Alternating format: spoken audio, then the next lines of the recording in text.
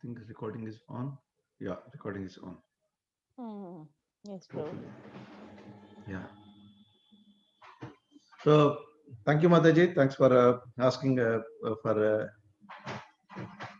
revision of the study session. So up to which slide you attended, or you didn't attend I anything?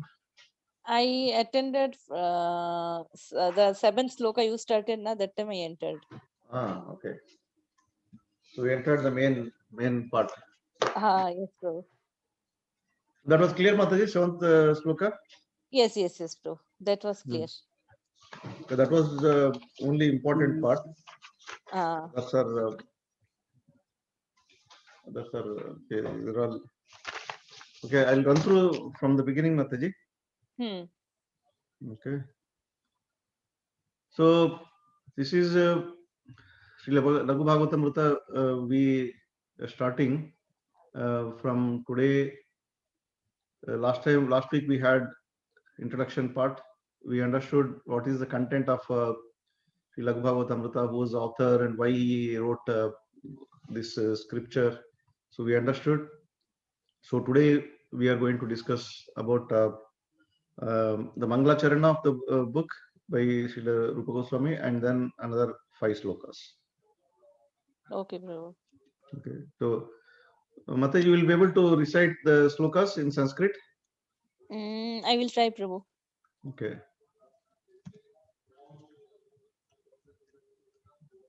Yeah. Can you recite, Mataji? Yes, Prabhu. Text 1. नमस्तस्मै भगवते कृष्णाय कुण्ठमेधसे योद्धत्वे सर्वभूतानाम् अव्यवायुषतिः कलः.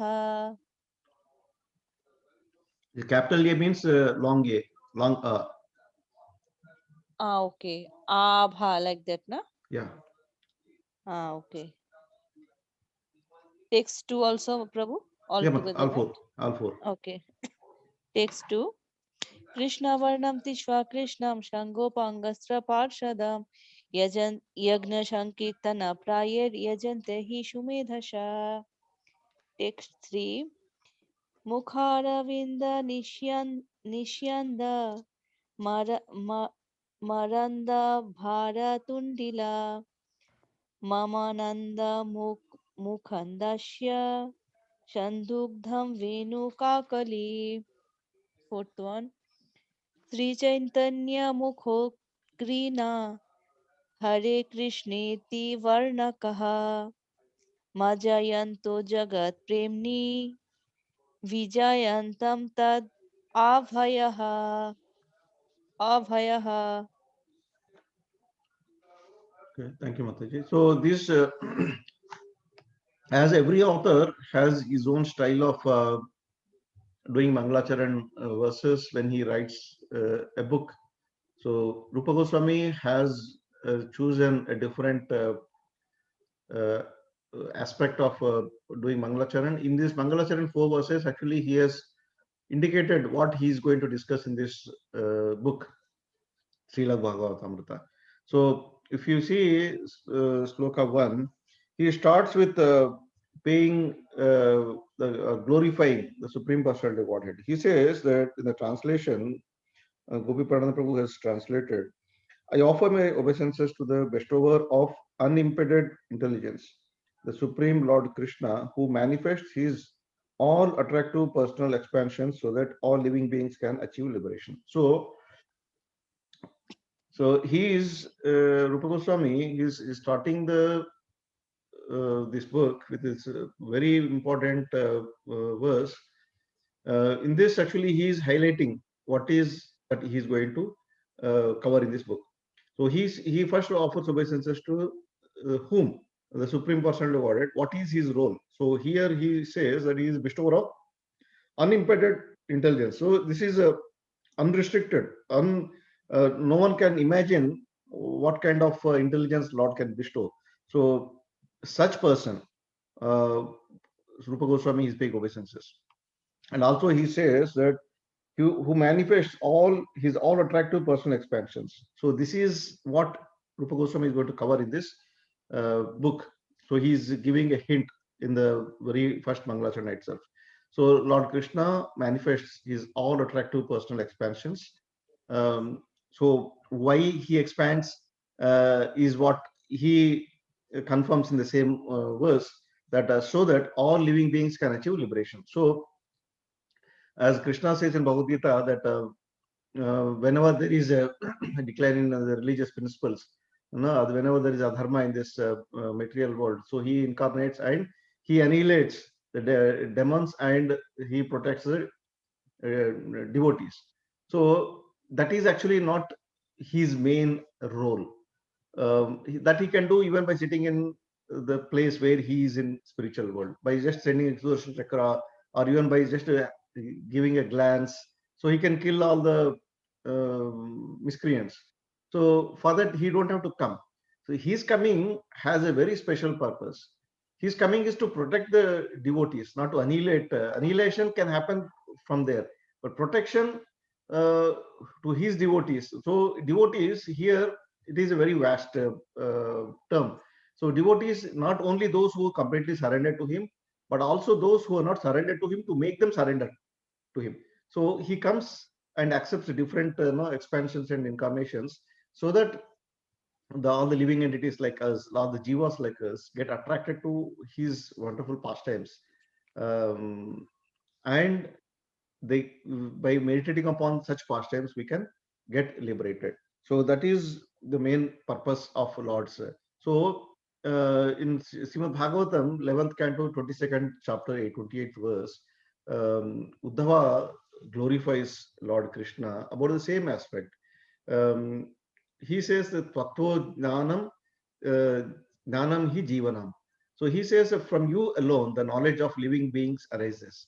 So what is the knowledge we are talking about? The main knowledge required for living entities is to knowledge as to how we can go back to or go out from this spiritual, from this material world.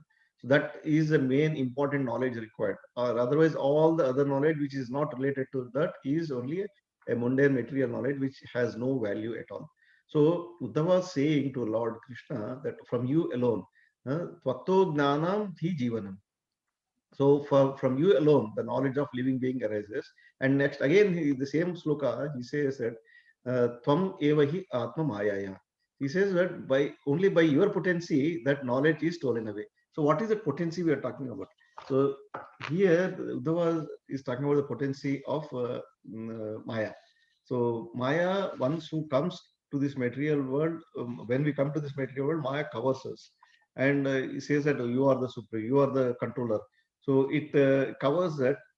And Sudha is saying that your own potency, you are the person who are giving intelligence, and your own potency is stealing away. So, so for that purpose, the Lord appears. Okay, since we are in this material world, so Maya is doing her duty. Maya is covering our intelligence, our knowledge. So we think that we are the masters. So we are trying to lord over this material nature. So for that, Krishna has to come again and reveal or remind us what is our eternal position and who we are, and what is the Lord, what is his leelas. So he expands into various incarnations, and he performs the leelas. So that this coverage which Maya is stealing our intelligence will be completely eradicated. So indeed, no one but yourself can understand the real nature of your illusory potency. So the Maya is so strong that only Lord can understand. Even his any of the jivas cannot understand. Lord and his hernet devotees can understand both the Lord and his illusory potency. So in this Laghu Bhagavatamrita, Rupa Goswami, he is highlighting on the systematic expositions of Lord and his expansions. So as we just saw in the very first verse itself, how Lord or why the Lord comes to this material world and what he does. So he expands into innumerable incarnations and expansions. So the focus is on the systematic expositions of the Lord. So everything is explained in this Laghu Bhagavatamrita in more chronological order. So unlike Srimad Bhagavatam, where the prominent incarnations were given, so many of his expansions were not discussed in detail. So like Chaturvyuha expansions and all, very briefly touch based. So detailed explanation was not given. So Laghu Bhagavatamrita is kind of a thesis, as we saw in the introduction, is a thesis of Srimad Bhagavatam as well as Brihad Bhagavatamrita written by his brother Sanatana Goswami. So it explains in detail, it highlights in detail about the various, not only incarnations, as we know, previous seminars we discussed, there's a difference between expansions and incarnations, of course, which we are going to cover this aspect in coming weeks. What is the difference between expansions and incarnations? So Lord's expansions and incarnations were systematically and chronologically discussed in this scripture. That is the focus of this book. The reason why to meditate on Krishna and his expansions, incarnations also discussed in this. So he incarnates to attract the hearts of his devotees. So Rupa Goswami was being glorified by the translators. Like this book was translated by Gopi Paranam Prabhu, and some other book was translated, or some other authors were also translated the same book, like Asama Maharajas, Bansa Maharaj, and many others were translated. So all of them have their equal, the same, this point. They are glorifying Rupa Goswami with Brihaspati and also Vyasadev and Sukadev. How, what way they are, he is equal to them in revealing the significance of amorous love of God. So this is explained by Baldev Vidyabhushan in his commentary. So why Rupa Goswami is compared to Brihaspati, Vyasa and Sukadeva? Because the way he explained about the pure love of Godhead is actually beyond a combination of all these three, Brihaspati, Vyasa and Sukadeva. Why? Because of two reasons. We all know that Lord Chaitanya Mahaprabhu has personally sat with Rupa Goswami, and many days he given this wonderful knowledge about what is happening in the spiritual world, and how the expansion is taking place. So everything Lord Chaitanya Mahaprabhu explained to Rupa Goswami and Sanatana Goswami. So that is how Rupa Goswami, these brothers, they are aware of what is the spiritual world and Lord's expansions and all. So second reason is Rupa Goswami is none other than Rupa Manjari, who is very close associate of Srimati Radharani in spiritual world in Golak Vrindavan. So being a Manjari and close associate of Srimati Radharani, she knows very clearly everything what is happening in spiritual world. So she, Rupa Manjari and Rupa Goswami, otherwise they are, he is an authority.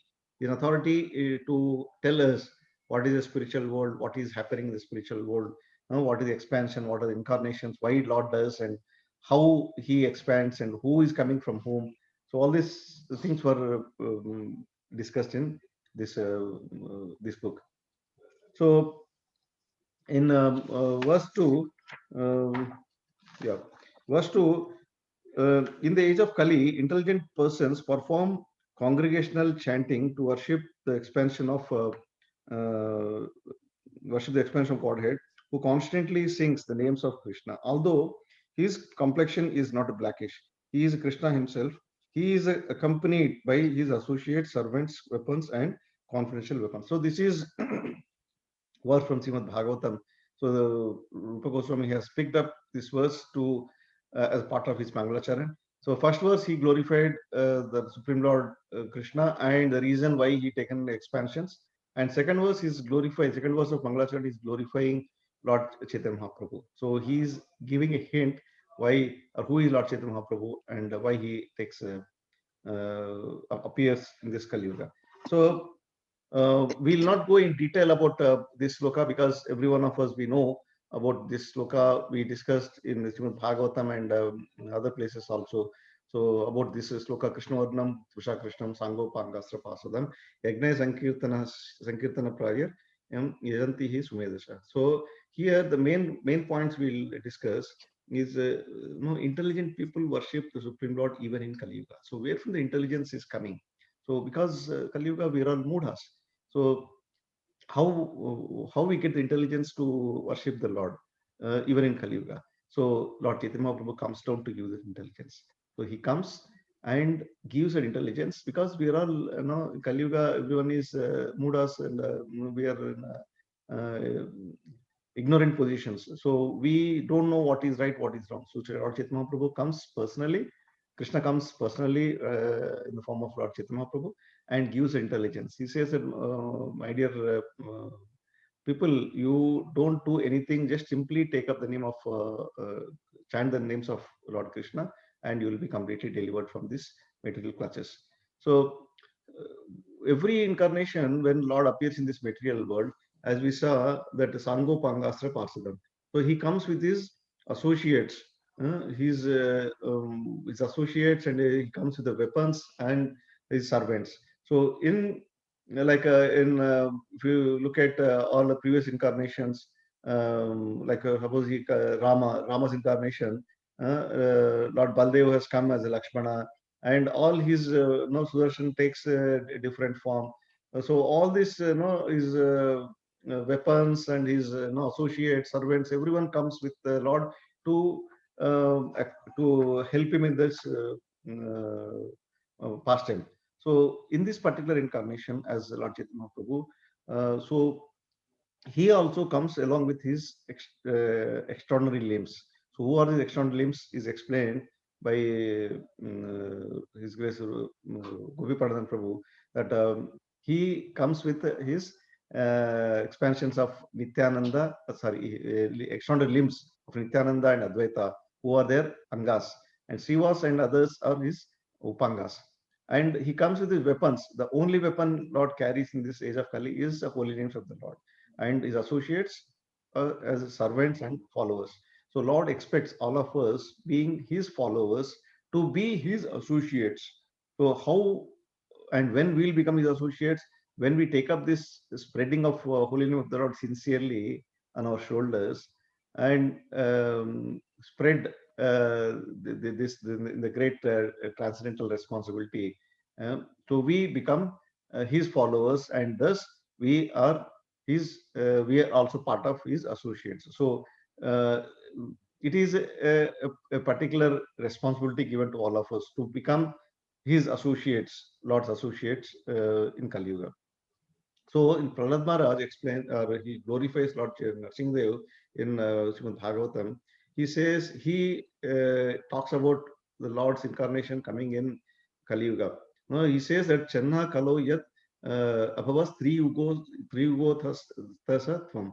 So he says that all is he is glorifying Lord Nrsimhadev, that all your previous incarnations, you come by yourself, but in Kali Yuga, which is going to come in future, you will be like a hidden incarnation. Channa Kalo Yat Abhavas Tri Yugota Satvam. So that's why the Lord is called only Tri Yuga. Means fourth Yuga, which is Kali Yuga, is not considered as a direct incarnation. Means he is a hidden. He is hiding himself as the Lord. So he comes as a pure devotee of the Lord. So Prahlad Maharaj is glorifying Nrsimhadev. He is predicting what is going to happen in Kali Yuga. So that was in verse 2. In the verse 3,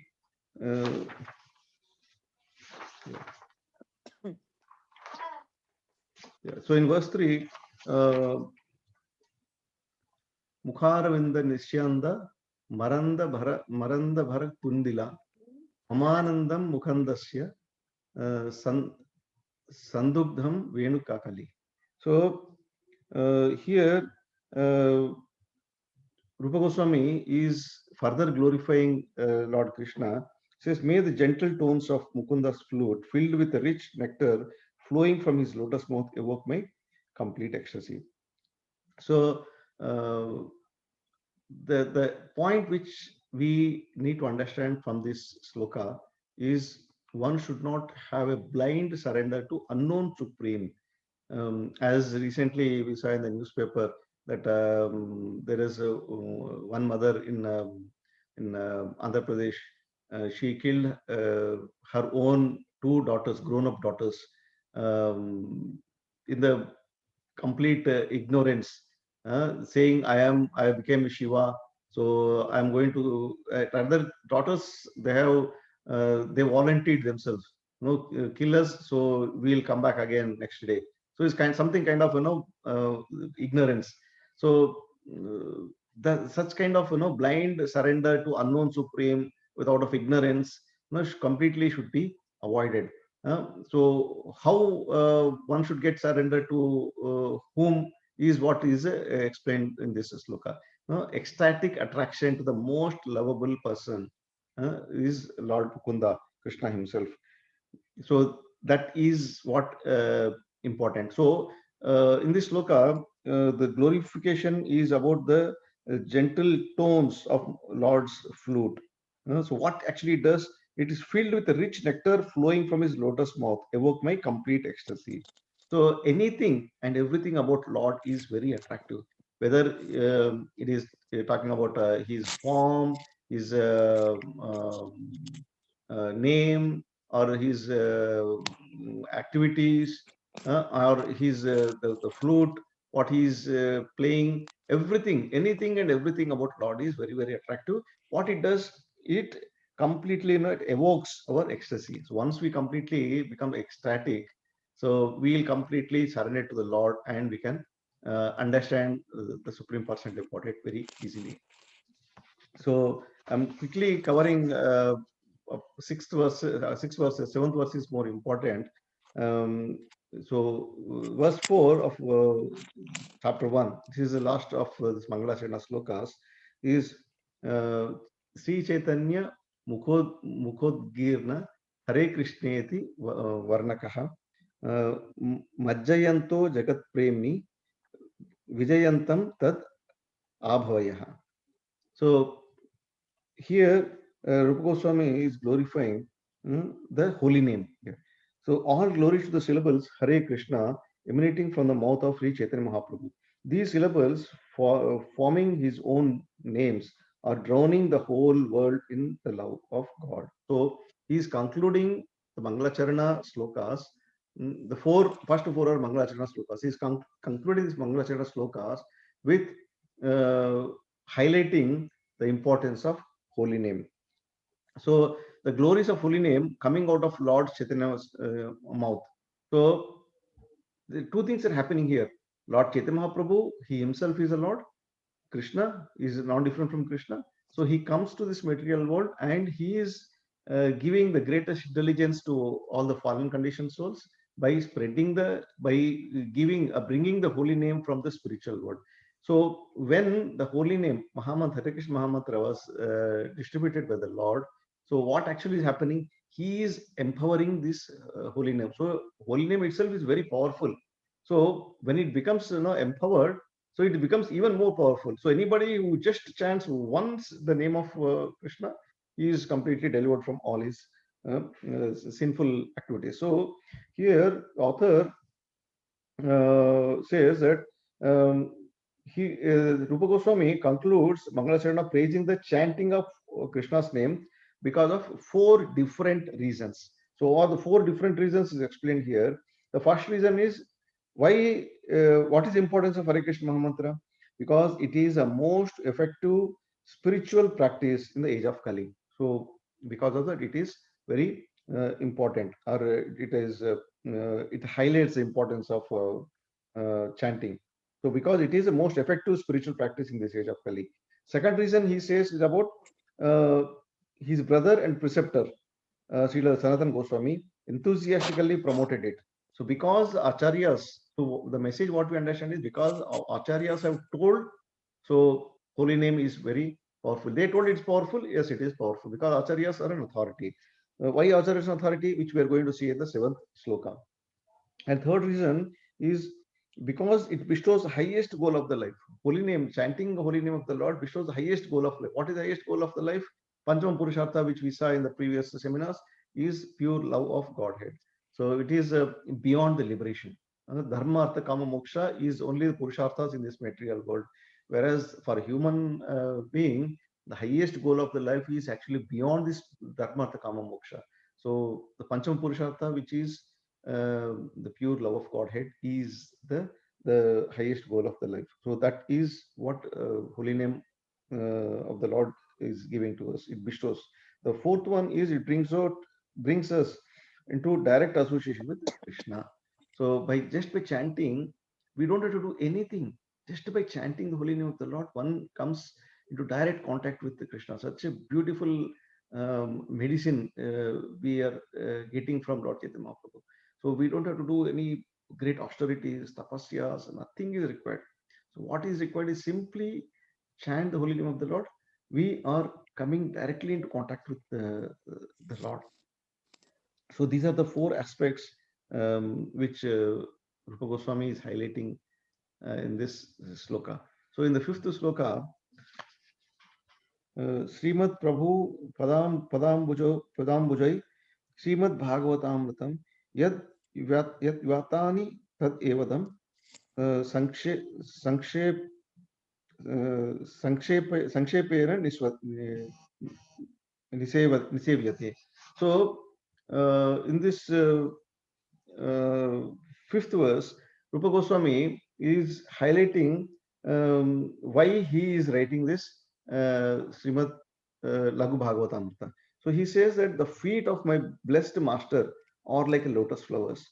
I will now honor the nectar my master has extracted from Srimad Bhagavatam by summarizing that nectar in brief. So Srimad Bhagavatam itself is a great nectarian, is a nectar of all the Vedas. Now he says from that nectar he is going to take out further nectar out. So I will honor the nectar my master has extracted from Srimad Bhagavatam by summarizing that nectar in brief. So so here Sanatan Goswami actually written Brihad Bhagavatamrita, which is the essence of Srimad Bhagavatam. So those who heard Brihad Bhagavatam in the past, so they know what it is. So it is a essence of Srimad Bhagavatam in a story form, which is a different, very different pastime. Why this book was written by Sanatan Goswami is a different pastime, which we will discuss some other time. But for now, we understand that Sanatana Goswami has written Brihad Bhagavatamrita, which is the essence of Srimad Bhagavatam. Now, Rupa Goswami has summarized Brihad Bhagavatamrita and taken out further cream to write Lagu Bhagavatamrita. So, what is required? Why that is required? So, author explains in the purport that original Bhagavatamrita was so long and complex that many Vaishnavas may have difficulty studying it. Therefore, systematically summarizing its teachings is worthy endeavor. So that is the reason why Sri Rupa Goswami has taken this enormous task of writing this Lagu Bhagavatamrita. And moreover, in the Brihad Bhagavatamrita, he has highlighted the pastime and he proved what is the supreme abode and who is the greatest devotee of the Lord. He has highlighted that. But why Lord is the supreme, what makes him supreme, that is not highlighted in detail. So Rupa Goswami has continued the task from Sanatan Goswami. It is like a relay running race. So the one who is running one round finishes, he hands over to his successor. So he runs from that. So this is how Rupa Goswami has taken charge from Sanatan Goswami, and he completed the race. He's completed the race, and then he has given charge to us for us to further continue this race of spreading Krishna consciousness to all the fallen conditioned souls in this material world. So this is how Rupa Goswami has taken the essence from Srimad Bhagavatam. This is Lagu Bhagavatamrita is considered as a thesis based on Srimad Bhagavatam and Brihad Bhagavatamrita. So coming to verse 6, translation goes like this. This nectar is divided into two parts, one relating to Sri Krishna and other to his devotees. To his well-wishers, I will first serve the nectar of Krishna. So this slide we saw in the introduction part also, same slide I have taken to understand what is the content of this Laghu Bhagavatamrita. So the whole Laghu Bhagavatamrita is divided into two parts. The part one talks about Sri Krishnamrita, which is the immortal nectar of Krishna. This has got a 5 chapters. We are not going to discuss in detail about what is the content of this, but in a nutshell, to understand, we see in the coming 5 chapters why Srimad Bhagavatam depicts Lord's incarnations as limitless. So we all know Srimad Bhagavatam says that Lord's incarnations are like a bubbles in the ocean. So it is beyond any, beyond anybody's imagination or counting uh, to say how many incarnations are there. But question is, why Srimad Bhagavatam says that Lord's incarnations as a limitless? So that we are going to discuss in this first part, Sri Krishnamrita. And also, most important part is uh, Amshi versus Amsha. So who is the original personality of Godhead, from whom the various expansions are taking place, why these expansions are taking place, why the incarnations are taking place, where is that particular expansion is sitting in this spiritual abode, what is his duties and responsibilities there. So everything is being discussed in this book. So this book is more of a technical aspects and intricacies of various incarnations and expansions of the Lord. The next part we are going to discuss is about the 4 unique excellences of Krishna. So we know that Rupa Madhuri, Prema Madhuri, Venu Madhuri, Lila Madhuri, there are 4 excellences compared to all other Vishnu Tattvas. So these 4 we are going to discuss in detail how the Lord is exhibiting his excellences in the spiritual world. The second part of this book is called Sri Bhaktamrita. So first part is Krishnamrita, second part is Bhaktamrita, the nectar of Krishna's devotees. So this particular part has got only 1 chapter. So this deals with worship of devotees of Krishna, and who is the greatest devotee is being discussed in this particular part. So the overall there are only 6 chapters in Laghu Bhagavatamrita. It is so voluminous. It runs into more than 700, 800 pages, but it has got only 6 chapters. Some of the chapters are more than 100 pages. Some are short, but some are more than 100, even some are 200 pages. So likewise, so such a great detailed explanation was given in this scripture. Now coming to verse 7, which is very, very important, mainly for Gaudiya followers to understand how our sampradaya is different. Though we are part of Vaishnava sampradaya, we how Gaudiya sampradaya is different from other Vaishnava sampradayas, we are going to understand from this. So this verse goes like this: Nirbandham yukti vistare, Nirbandham yukti vistare, Mayatra parimunchita, Pradhanatvat pramaneshu, Shabda eva pramanyate. So uh, this is very important because it highlights how a sadhaka should study the scriptures, what mood should study the scriptures. So he's highlighting, Rupa Goswami is highlighting, he's make kind of a disclaimer. He's making a disclaimer before he starts his actual work. He says in this presentation, I will avoid becoming entangled in the logical proofs. I will depend on scriptural authority as evidence because it is a most important means of acquiring knowledge. So he's Rupa Goswami, by writing this sloka, he is highlighting or he is saying how a sadhaka, how a devotee should uh, understand the knowledge, where how he should gain the knowledge. So he is saying that I don't care. I don't care about no any logical proofs, because these logical proofs are which are going to see in the coming slides. What is this logical proofs we're talking about? So because why he says that no, avoid logical proofs, because logical proofs is we are trying to prove this logic by using our materialistic senses. So this material senses, we all know this, we have imperfect senses. So when our senses are imperfect, what we are trying to prove by using those imperfect tenses will be imperfect. So it is illogical. So there cannot be any logic to prove about Krishna, because Krishna cannot be proved by using any logic. So here, Gopi Pradhan Prabhu has explained very beautifully about 8 different pramanas. So pramanas means there are logics by which we understand the knowledge, we gain the knowledge. So generally, in the Vaishnava Sampradayas, we talk about only 3 pramanas: Pratyaksha Pramana, Anumana Pramana, Shabda Pramana. But actually, scripture says there are total 8 pramanas are there, which is explained in detail in the purport also. So apart from these 3 pramanas, there is a Pamana Pramana is there, Athapati Pramana is there, Anupalabdhi Pramana, Sambhava Pramana, and Aitihiya Pramana is there. So there are 8 pramanas. So what these pramanas talks about? So Pratyaksha Pramana, actually first 3 we know, so we'll not discuss in detail. So Pratyaksha Pramana is a knowledge by interaction between the senses and sense objects. So it is like a based on the perception.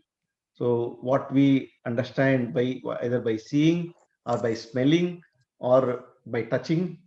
So by using our senses, by when we touch the senses, sense objects by using our senses. So what we the knowledge what we gain is pratyaksha pramana. So this is no need of any further explanation is required for pratyaksha pramana, which we seeing is believing, or no, what we smelling is believing. So what we perceive, based on our perception. So there is a okay, this is a cold, this is a hot. So that knowledge we get. So this is pratyaksha pramana. So then comes about Anumana Pramana. This is based on inference. So it is based on some logic saying there is a smoke, it means that there is a fire behind the smoke. So it's kind of a logic inference. So we understand that the fire, there can't be any fire, there cannot be any smoke without the fire. So this is Anumana Pramana. So it goes with the knowledge by inference. So then comes about Sabda Pramana. So generally in this material world, the one of the ways to get the knowledge is by hearing. Now forget about this authority for now. Yeah. So forget about the authority what is written here. For now we understand that this pramanas what we're talking about in general is in this material world. What kind of knowledge we gain in this material world. So generally we get the knowledge by hearing. Someone has told this. Okay, so we get, suppose we know like Narendra Modi has told something. So how we know? Because we heard it from the television, or somebody has heard it and they wrote in the newspaper. So by reading the newspaper, we are understanding. So it is Shabda Pramana, this knowledge is being transmitted. So then comes the Upamana Pramana. So knowledge by comparison. So Upamana Pramana, knowledge by comparison.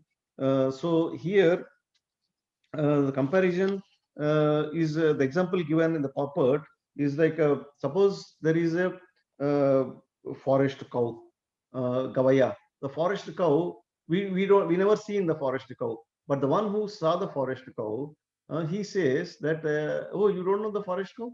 Forest cow looks like exactly like the cow what you have in your field. So he's comparing. He's comparing. Is this similar to the cow what you have in villages? So then we will try to visualize. Imagine, oh, okay, Gavaya means forest cow is like this. So with next time when we go to the forest searching for this Gavaya, the forest cow, when we saw that animal, then that time we'll, oh, this is exactly like that our cow. So so and so compared it. Now I can understand this is like the cow. So this knowledge is by comparison. So this is Upamana Pramana. Then comes Arthapati Pramana, knowledge by presumption drawn from circumstances to explain a particular phenomena. So we'll understand better from the example. Is it suppose uh, somebody is fat, a fat person is there. So when we are trying to explain about that fat person, suppose somebody says that no, he has become so fat even though he never eats during the daytime. Somebody says that. What we understand from that, we understand that okay, he has become a fat, even though he's not eating anything in daytime. So we understand that he is eating in the night. Hmm? So by Arthapati Pramana, one presumes that the person whom about whom the being explained is he has become a fat by eating in the night. So this is a knowledge of presumption drawn from circumstances to explain about a phenomena. So this is Arthapati Pramana. So this is indirectly we understand. So means like same example, if we again say he's become fat, even though he's not eating in the daytime. So it is 99.99%. Everybody will understand that, oh, he must be eating only in the nights. Whole night he is eating. So daytime he's sleeping. So that's why he's become a fat. So this is Arthapati Pramana. So Anupalabdhi Pramana is talking about knowledge by understanding the absence of something. So when I say that I kept my phone here, but it is missing now. Where is my phone? So when I'm searching for, I'm asking somebody about my phone which is missing. Then we are talking about something which is missing, or it was there before. So it is a kind of a um, by absence we are trying to get the, so we say that my phone, then the person whom we are asking, he will visualize the phone or how the phone looks like, so he will remember, okay, the phone must be there. So he's talking about the phone, though the phone was not there when he's talking about the missing phone, the phone was not there, but the presumption is that the phone was there before and it is missing now. So this is anupalabdhi pramana. So it means that uh, absence of a particular aspect, particular thing, a certain place, because one cannot see that particular object at that moment. So then we try to visualize that and remember, okay, phone looks like that. The phone must be here. Now it is missing. So this is Anupalabdhi Pramana. Now Sambhava Pramana is knowledge about occurrence which includes another occurrence. So this is very simple. This is when you talk about Mataji, how many reals we have. Suppose you say that, Prabhu, I have 50 reals in my pocket, in my purse. So then I should not ask you, okay, 50 reals we have. Do you have 5 reals with you? It is a illogical question, because when you have 50 real, that includes 5 reals.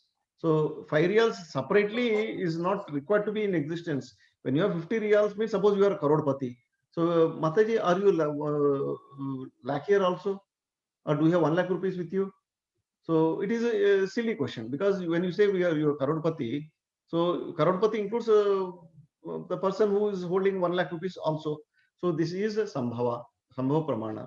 So then the last one is Aitihya Pramana, is knowledge obtained from tradition or belief whose original speaker is not remembered. So this is it comes in a tradition. They say that people say these, people say that there are customs in the villages. We follow. We don't know who started the customs, who started the traditions, but say that people say that now when you see a black cat when you are going out, you are you should not continue, you should not proceed, you should go back and sit. Or people say that when you are going out, somebody is sneezing, so your work will be spoiled. Or people say that when you stamp on a lemon which is kept on lemon, and they say that no, they put some mantras and put it on the road. So if you stamp on that lemon, so it is not auspicious for you. So it is, nobody knows who the people say. So it is a tradition or a belief whose original speaker is not remembered. No one knows. So the example given in this is, people say that there's a ghost living in this tree. So no one knows who is the people. So it becomes like a generally. Even this we use in our preaching also. When we don't know the who told this, who made this quotation, we say that some senior devotees have mentioned that like this we explain, or we say that acharyas have explained. We don't know who is that acharya. So this is Aitihya Pramana. So who follows these pramanas is explained. We're not going into detail about what about the who followers of these pramanas, but it is only basic understanding for us. This is the followers of Charvaka Muni. They're called Lokaitaka school of Charvaka. Charvaka Muni, his followers, they follow or they believe only Pratyaksha Pramana only. So they say that seeing is only believing, rest all is nonsense. Don't believe anything unless you see. So when you say that, where is Krishna? When Krishna I don't see, so it means he doesn't exist. So this is their philosophy. So when you see him, then only believe. The second is a Vaisesika school of physical analysts. So they believe, apart from Pratyaksha Pramana, they believe Anumana Pramana also. So both they are one step ahead compared to the previous followers, of Charvaka Muni. So they have faith on Anumana Pramana also. So apart from Pratyaksha, one is physically seeing and by inference also. Like when there is a smoke, there is a fire. So by contemplating, they also have faith on this Anumana Pramana. So the apart from this Pratyaksha Pramana, Shabda Pramana also, all these Pramanas are followed by Sankhya philosophers and Patanjali yogis. So they go one step ahead. They Pratyaksha Pramana also they follow by physical perception about the object. They gain the knowledge, and also by Anumana also they gain the knowledge. By Shabda also they hear from somebody. Somebody is telling, so they hear and they believe that. The fourth one, Upamana Pramana, including Upamana Pramana, all the first three plus Upamana Pramana is followed by logicians of Gautama school. So they accept Upamana Pramana also by knowledge by comparison. So how Krishna looks like? No, Krishna looks like a human being. So he also has 2 legs and 2 hands and everything is like Krishna, like human being only. So they accept that by comparison. So because they say that by comparison, who compares? The one who actually saw only can compare. So it means that Pratyaksha Pramana is included in Upamana Pramana. So they accept that, okay, somebody saw that, so we also can accept that. Then apart from these 4, 2 more Pramanas, are Arthapati and Anupalabdhi Pramanas, are accepted by proponents of Mimamsa school. So the followers of Mimamsa school, they accept other 2 kinds of knowledge also, other 2 kinds of Pramanas also, which is knowledge of perception, a presumption drawn from circumstances to explain the phenomena, and also knowledge by understanding the absence of something. So these 6 pramanas are accepted by followers of Mimamsa school. Then all the 8 pramanas, 6 plus 2, 8 pramanas are accepted by advocates of Puranic teachings. So those who believe or spread the Puranas, they accept all the 8 pramanas. Now the question comes, what is the position of Vaishnava Vedantists? What pramanas they accept? So here it is explained that the Vaishnava Vedantists, they don't believe in Upamana Pramana. Why they don't believe in Upamana Pramana? It is explained that Upamana Pramana is 1 second. Yeah. So this Upamana Pramana.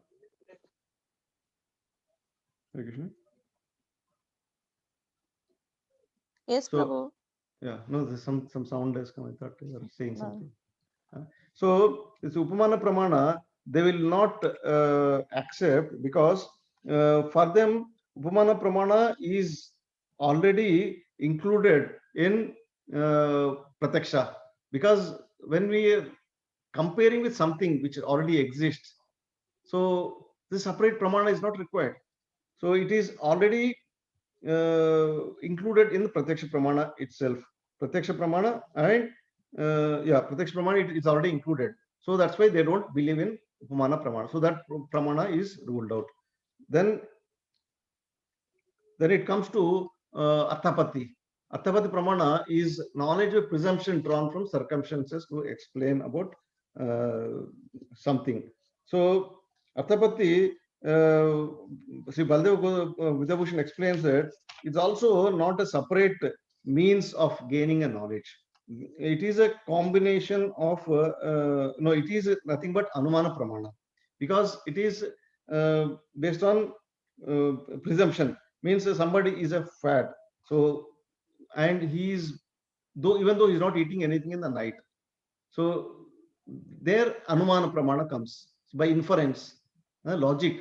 By logic, we say that because he is not eating in the daytime, so he by eating in the night he has become a fat. It may be wrong. He maybe he has become a fat because of some disease or something else. Maybe he's not eating even the night also and daytime also because of some problem, because of some health issue, he's become so fat. So that, so every time that may not be true. Every time it may not be true that he has become a fat by eating in the night.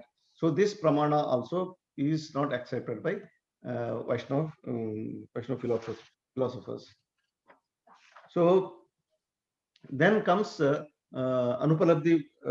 Anupalabdhi pramana is also not a distinct pramana accepted by Vaishnava philosophers, because it is not different from visual perception. Understanding absence of something means it is a kind of pratyaksha pramana only. So it is coming from the pratyaksha pramana. So it was there before. So because I saw, I remember I kept my phone here. I only kept my phone. It is a pratyaksha. By physically I saw it before. It is not there now. So it is extension of pratyaksha pramana. So this pramana also not accepted by Vaishnava philosophers. Now come to Sambhava pramana. Sambhava pramana is again special kind of Anumana pramana, since it is an inference that 150 real includes 5 reals. So that is quite natural. So when you say 50, you have 50 real, yes, you have 5 real. Right, it is a silly question. 550 means it's already included. So it is coming from pratyaksha only. Sorry, it's coming from Anuman, Pratyaksha, Anuman, combination actually. So though I know that I have 50, and I'm inferring that it is by contemplating that it includes 5 also. So it may be true, may not be true. In this particular example, it is a true, but in some other example, it may not be true. So it maybe you are inferring that it includes, but it may not be true sometimes. So this particular pramana is ruled out by Vaishnava Sampradayas.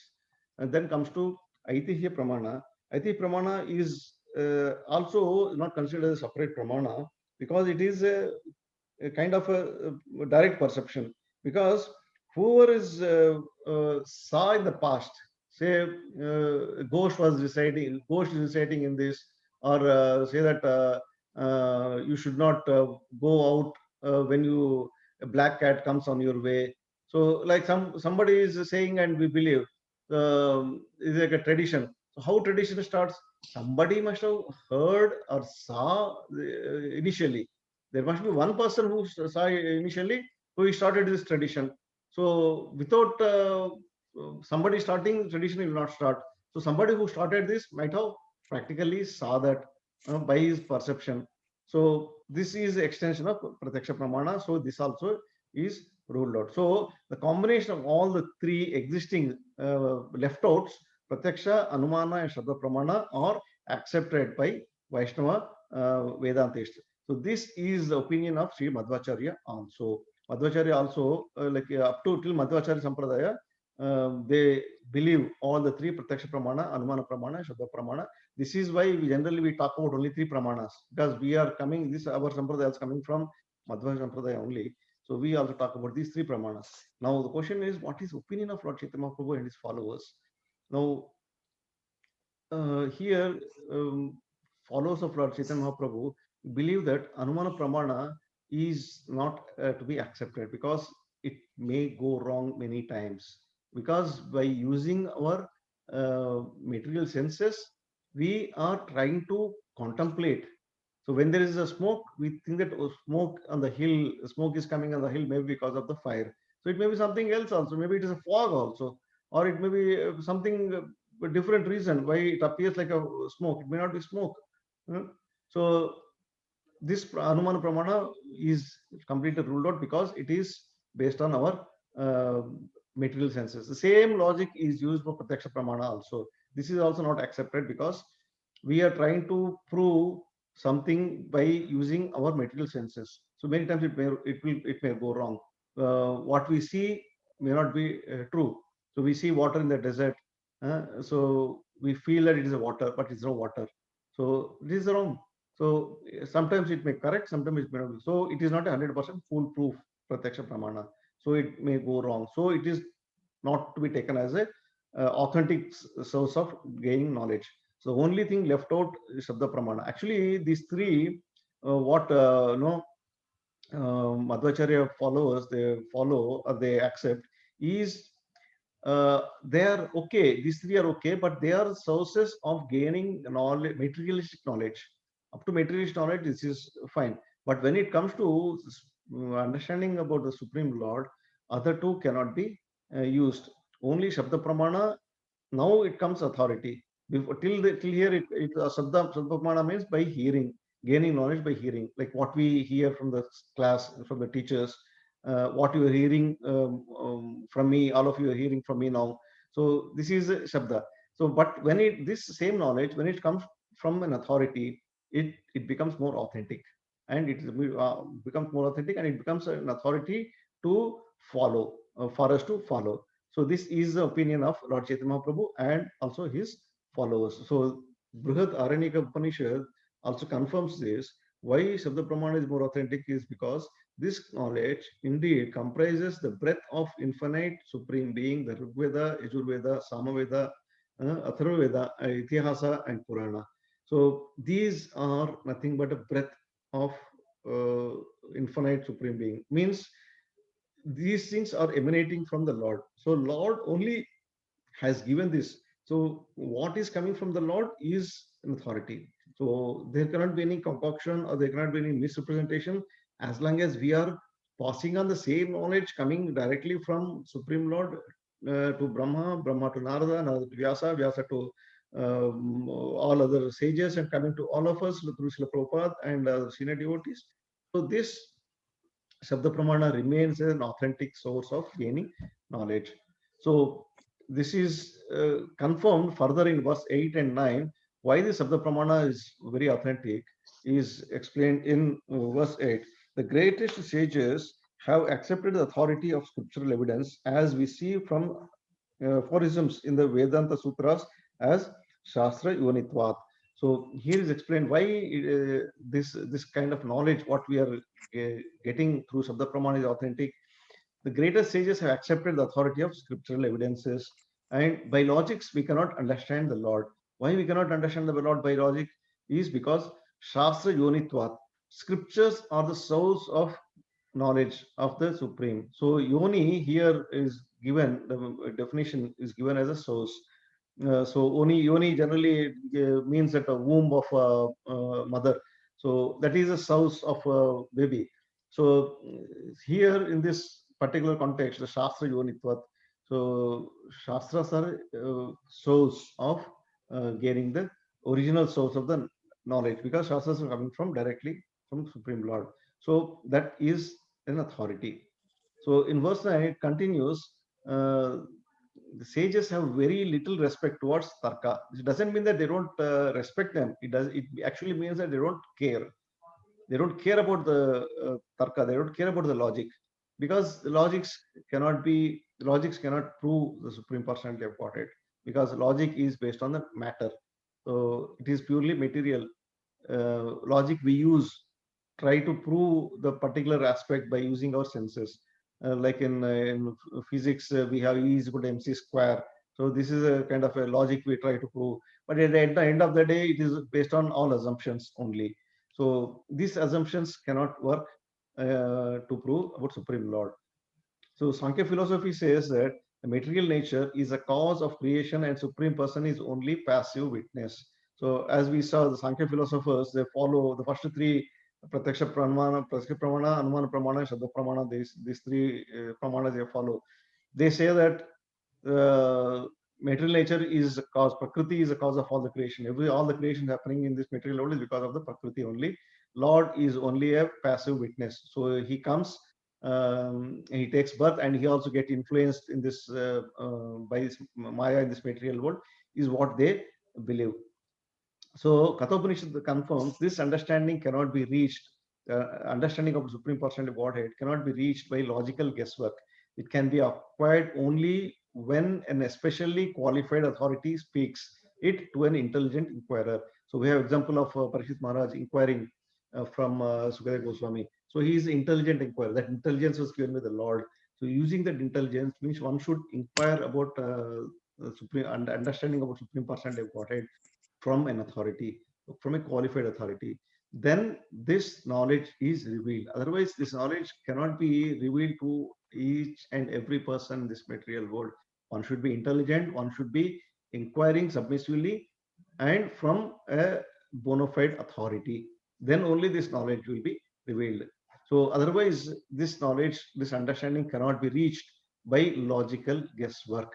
So all these logics out of no 8 logics we discussed in the previous slides, all these logics go into vain except the Sabda Pramana, because that matches, that satisfies the condition mentioned here. It can be acquired only when an especially qualified authority speaks it on an intelligent to an intelligent inquirer. So then only this knowledge becomes authority. So in the verse 9,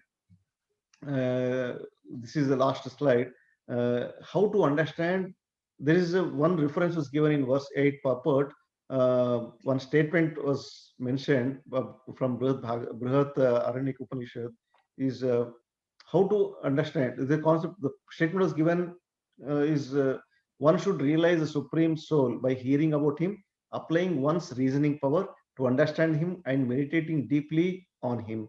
So here it looks like a contradictory. So how can we understand?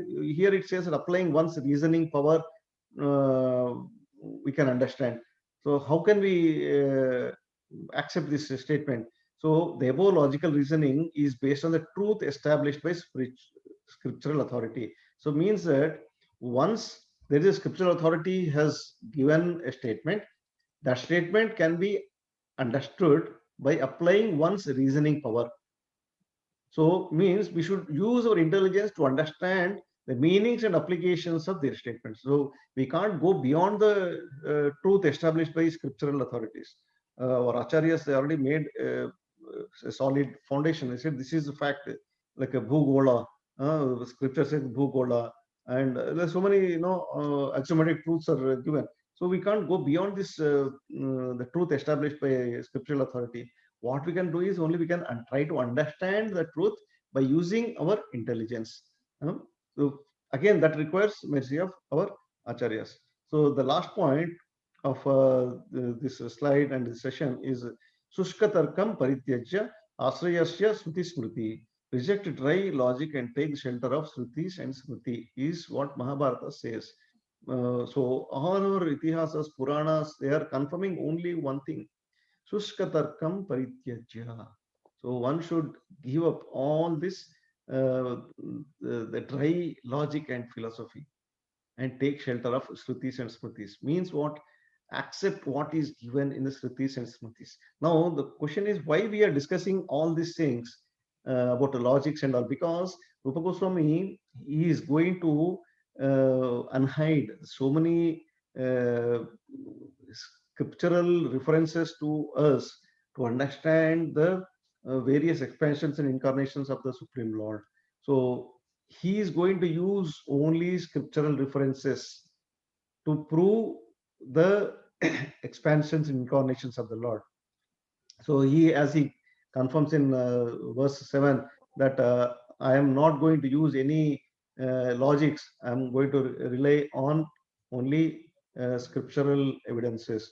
So because Rupa Goswami is going to unhide all this truth to us in coming slokas, first mentally we should be prepared that if we are trying to prove, okay, Krishna expands into Balram, Balram expands into Adi Chaturviha. So where is the proof? I did not see. So we cannot question that because we are basing on scriptural authority. So all these logical things one should give up and try to understand the knowledge revealed, being revealed by Rupa Goswami in coming slides. So with this, I end this lesson. we discussed from chapter 1, sloka 1 to 9. Thank you very much. Hope it's clear, Mataji. Any questions, comments, doubts? Prabhu Hare Krishna, Prabhu, thank you so Hare much, Krishna. Prabhu, for your valuable time, Prabhu. Prabhu, you can see in the text 4, like we Mhm. know Hare Krishna Mahamantra is 16 syllable, right? Yeah. So why it is given 32 syllable? Text 4. Mata, you count. I counted, Prabhu. Count. Now you count.